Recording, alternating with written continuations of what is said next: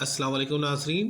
नाज़रीन, जैसे कि आपको मालूम है, तारीख़ इस्लाम की गुफ्तगू कड़ी दर कड़ी आगे बढ़ती जा रही है। जहाँ पे हम लोग पिछली पार्ट 7 तक हम लोग 20 आमुल फ़ील यानी कि जनाब रसूल खुदा सल्लल्लाहु अलैहि वसल्लम की जो 20 साल की एज थी, वहाँ तक हम गुफ्तगू को ले आए थे।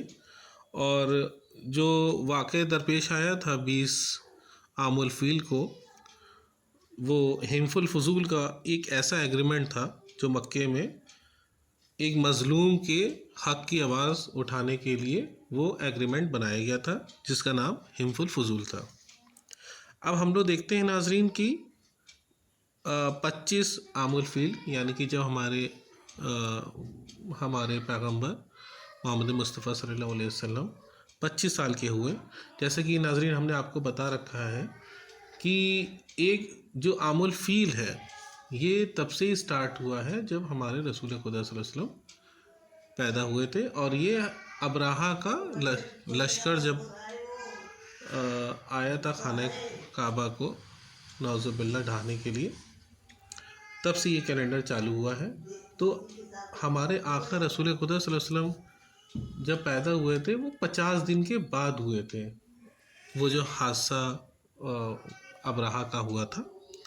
तो वहाँ से हम लोग ये आमुल फ़ील का कैलेंडर जोड़ रहे हैं।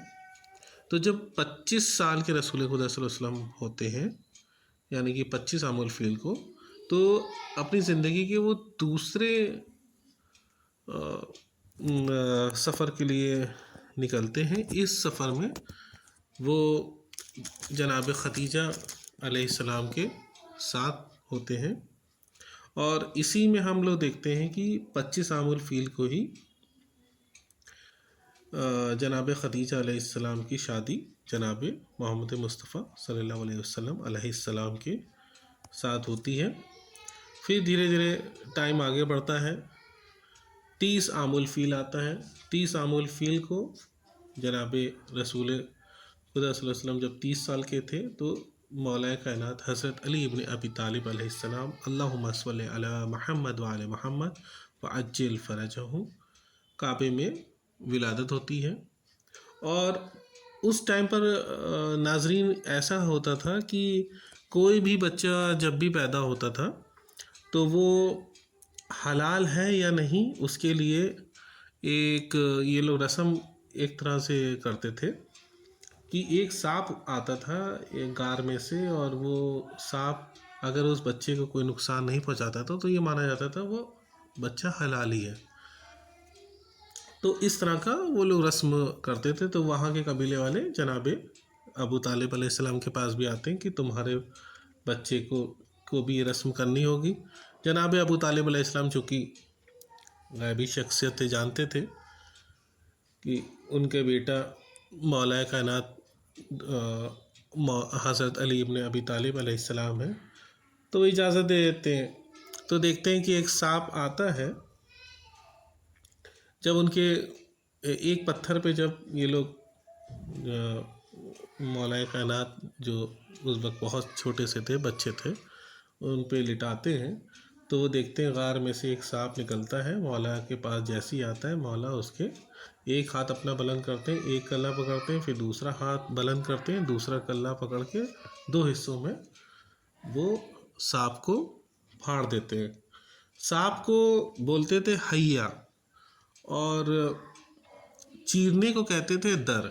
तो जब ये मंज़र लोग देखते हैं, तो तेज जल्दी जल्दी बोलने लगते हैं हैया दर, हैया दर।